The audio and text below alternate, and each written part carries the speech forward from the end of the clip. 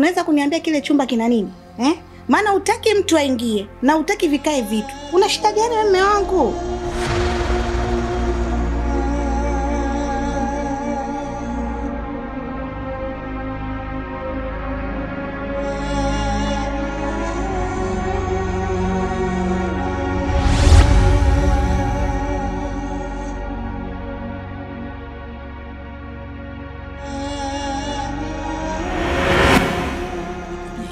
Ukitaka kujua mimi ni nani, weka takataka yote ndani ya kile chumba. Nadhani umeleta kile ambacho nilichokutoa.